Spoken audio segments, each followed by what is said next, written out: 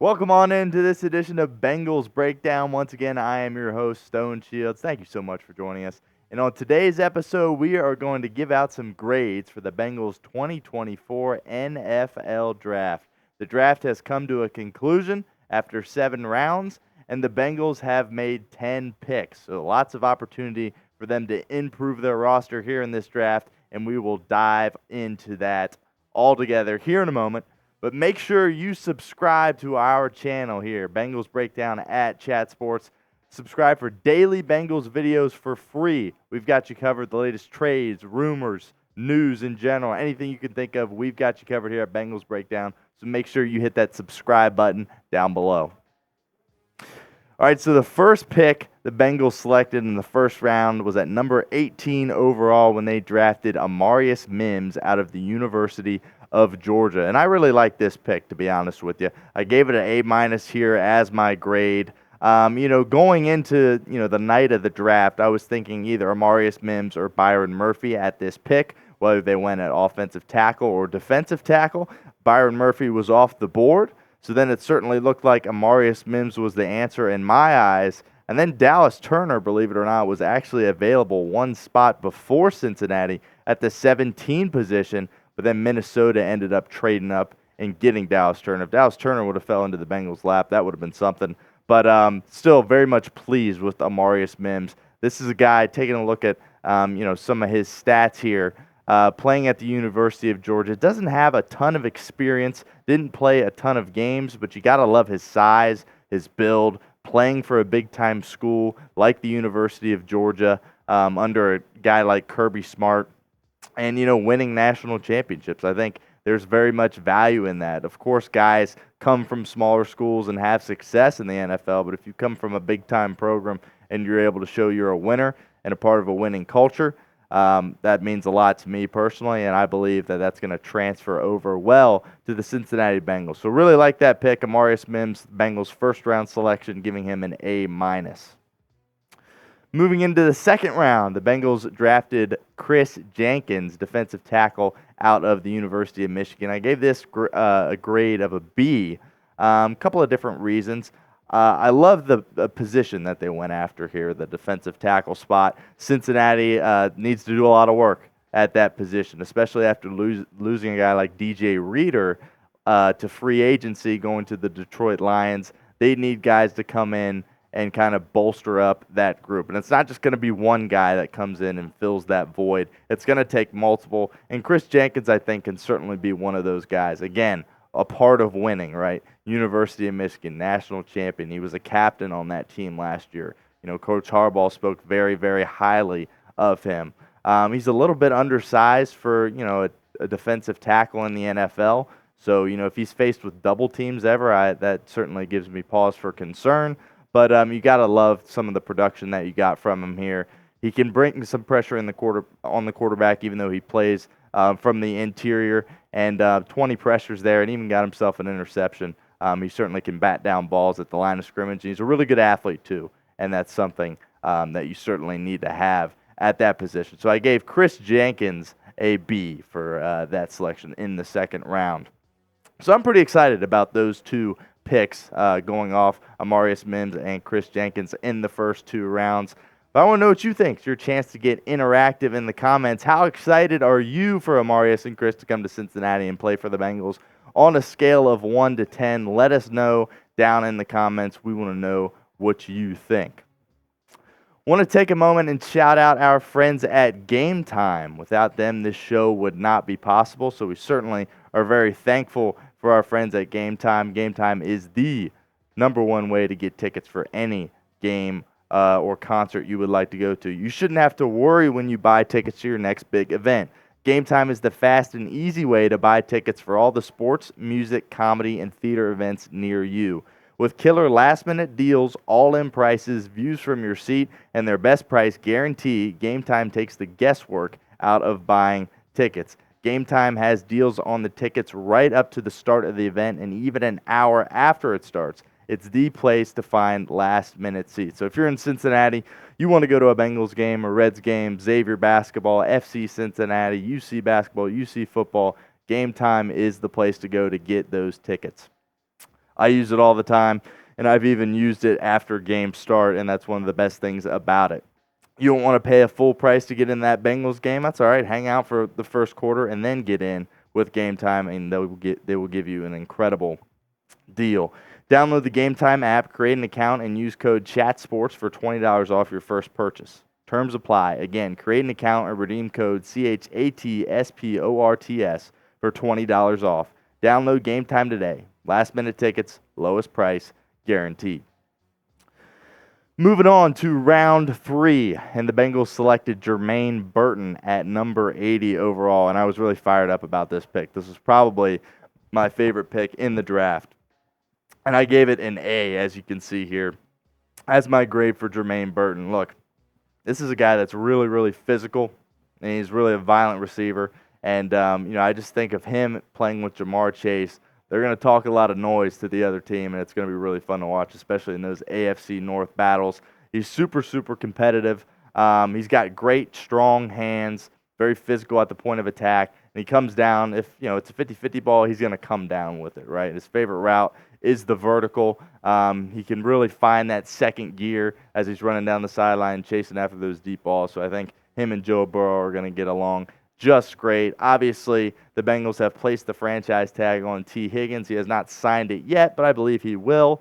But I also believe that T. Higgins probably only has one more year as a Cincinnati Bengal. So you're looking at a guy like Jermaine Burton who could have more of a bigger role as the years go on, and T. Higgins probably departs. But I do believe he will still get plenty of opportunity, probably in a wide receiver 3 spot this year as a rookie, and as you can see, there are some of his numbers there, and he's certainly a threat in the red zone, which all quarterbacks and head coaches love, and he can get in there and score touchdowns, and he has proven he can do that, as he did at Alabama, and he really showed up in big games for them. Game that comes to mind was the SEC championship this past year against Georgia, and he just absolutely went off. So you want to have guys that show up in big moments, and Jermaine Burton certainly does that. So an A for Jermaine Burton. And then we have the Bengals' second, third round selection here, McKinley Jackson. Gave this a B. Another defensive tackle here out of Texas A&M for Cincinnati.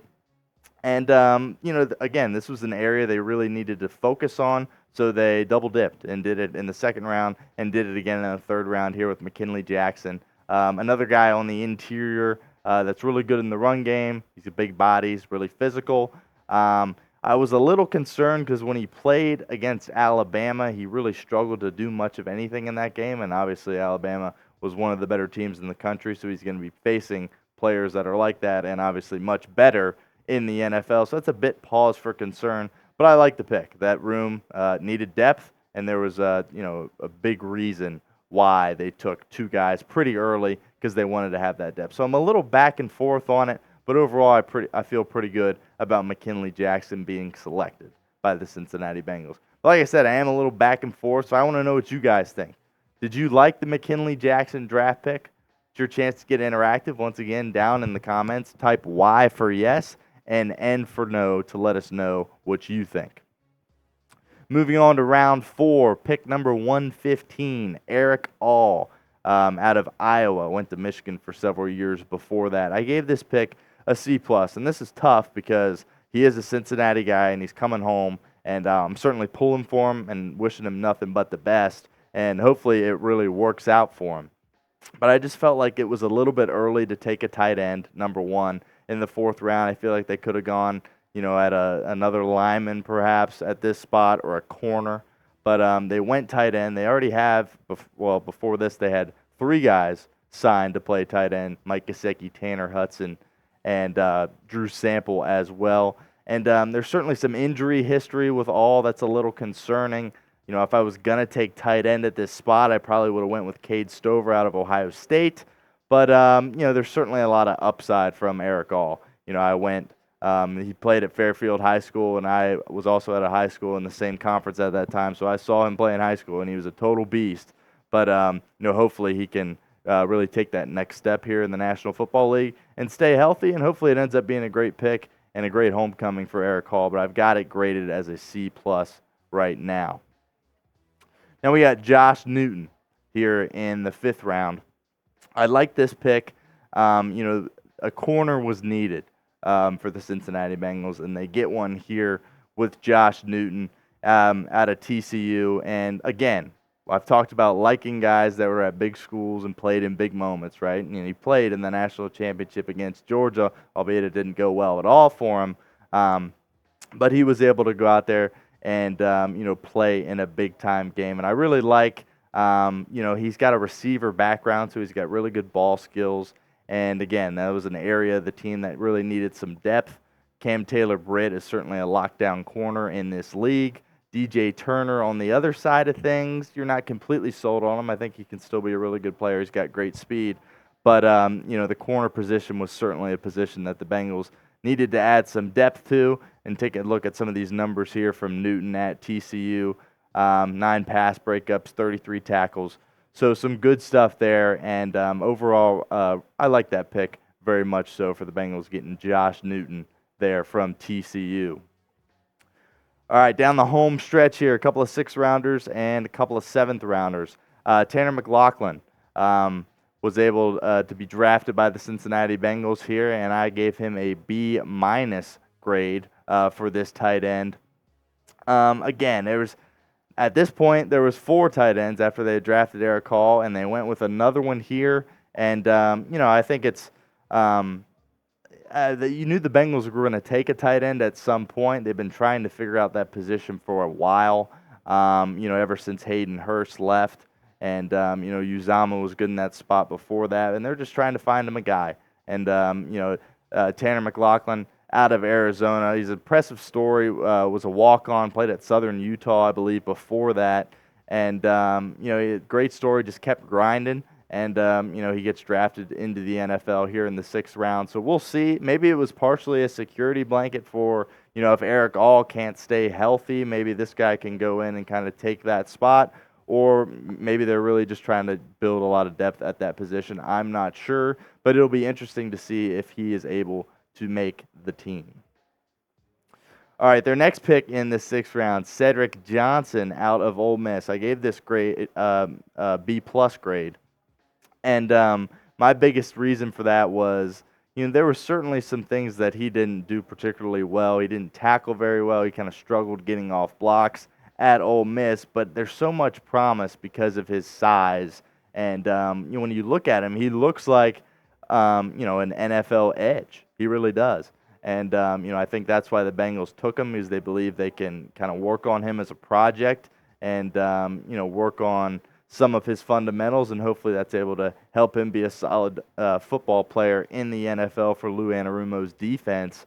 But, yeah, I think it's certainly very much a project pick for the Bengals at this point, taking a guy like that out of Ole Miss, and I give that grade a B+. Moving on to the 7th round, Daijahn Anthony here for the Cincinnati Bengals. And he is a safety out of Ole Miss. And, I think the great thing about him is he can really play well on special teams. I think that's where the Bengals think he's going to have a lot of success if he is able to make the team, of course. He's a very athletic guy. And he also has a very impressive story. So he walked on at Shepherd, which I had never even heard of, to be honest with you. Played there for a couple of years, and then went to Liberty, played there for a couple of years before coming to Ole Miss and really shining for them last year. So, coaches are really going to love that story, right? He kept betting on himself and, year after year, and eventually it worked out for him. And here he is with the Cincinnati Bengals, really hoping he makes the team. Like I said, really believe he could be a factor for them on special teams. And the Bengals' 10th and final pick of the 2024 NFL Draft was Matt Lee, center out of Miami. And we really like this pick a lot. Our draft analyst here actually had him graded as a 5th-round grade. He's a really smart kid, got a lot of attention from Ivy League schools when he was being recruited. He's certainly a little bit undersized, but I wouldn't be surprised at all if he messed around and made this team for the Cincinnati Bengals. Just a lot to like about the kid, taking a look at some of his numbers here. pretty good in the run blocking and the pass blocking as well, and really just a heady guy, and just a great teammate and somebody that you want to have on your roster. So really feel like it was a steal for them in this last round, and really believe he has the ability, Matt Lee that is, to make this roster. Once again, want to invite you to subscribe to our channel here at Bengals Breakdown for all the latest Bengals news, rumors, trades, you name it. We've got it here at Chat Sports Bengals Breakdown. Make sure you hit that subscribe button. We would very much appreciate that. But overall, I give the Bengals probably an A- on this draft. That's the grade that I will go with. Plenty of great picks. Really, the Erick All pick was the only one that gave me pause for concern, and that still could very much work out as well. But feel really good about this draft for the Cincinnati Bengals, and I'm giving it an A-.